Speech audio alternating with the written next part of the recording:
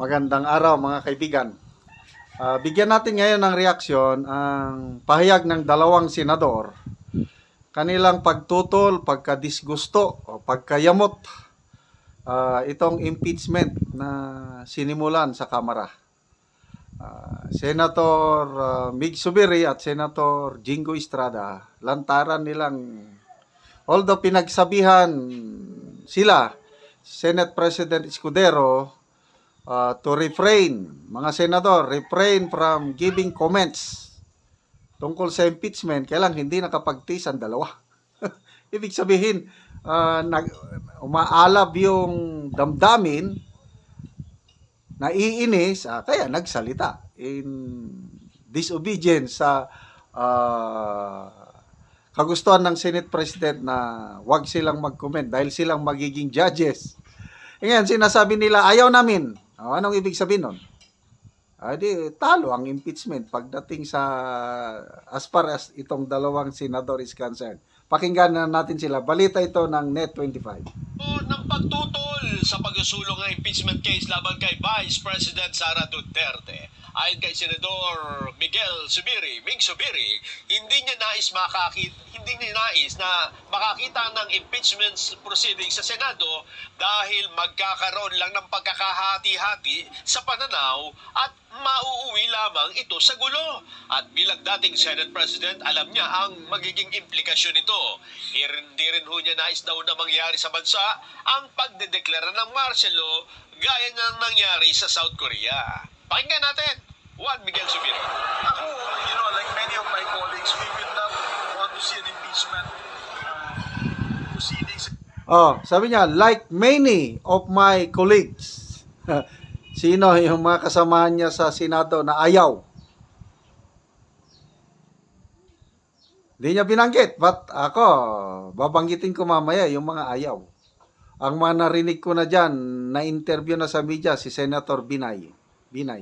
Senator Amy Marcos. Nagpahayag na ng kanilang saloobin. So, pangatlo na ito si Senator Mig Zubiri na ayaw. Si Senator Jingo Estrada, sabi niya ayaw. Apat na yan.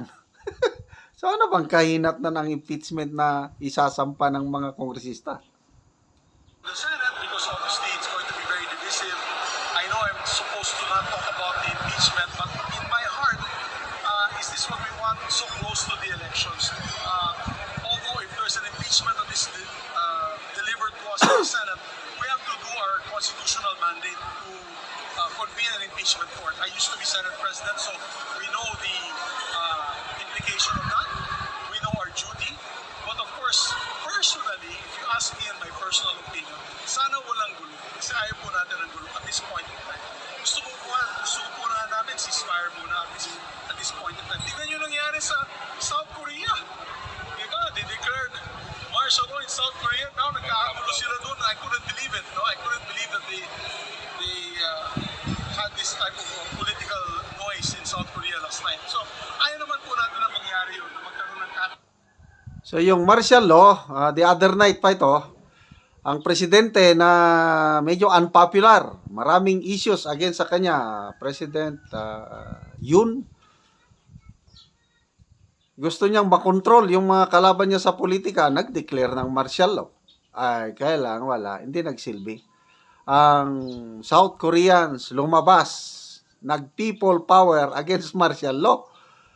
Sa tindi ng protesta, reklamo ng mga tao, nandun na, pumunta na sa lansangan, libo-libong mga South Koreans sa iba't ibang panig ng South Korea, nag-protest, nag-rally. Anong nangyari sa presidente? Napilitan siyang i-lift up o i-cancel. Pawalang na yung martial law dahil wala, makakalaban niya ng taong bayan. So, yun ang sinasabi ni Senate President Zubiri na ayaw niyang magkagulo. Baka magka-martial law din tayo. Kasi pag matuloy itong impeachment, may impeach si VP Sara, iwan ko lang kung anong gagawin ng mga millions sa Pilipinos nagmamahal kay VP Sara. for a lot of course rallies and dissent from any side, no, from all sides. Ang pahayag ni Senador Mig Zubiri, ipinahayag din ni Senador Jinggoy Estrada na tutol siya sa impeachment case laban sa Vice Presidente dahil lalo daw lang pong lalala ang sitwasyon. I had a previous statement before na I am against any impeachment cases. That's it. It will divide our country furthermore. Diba? What happened to when my father was impeached? When my father was impeached, gumanda ba buhay ng Pilipino? Naman, natanggal yung matandang Marcos. Gumanda ba? Lalo na worsen. Kaya mo pahayag ni Senador Jinggoy Estrada. Ito, may experience na si Senator Jinggoy sa mga impeachment na yan dahil pamilya mismo, biktima ng impeachment. Kaya may trauma ba? Kahit si Senator Binay, sabi rin niya, yung tatay niya na Vice President, halos ganyan din ang nangyari. Grabing paninira. Although hindi lang humantong ng impeachment kay BP Jejomar Binay. Kaya lang, pagdating sa election, natalo siya dahil hindi na siya nakabangon sa paninira.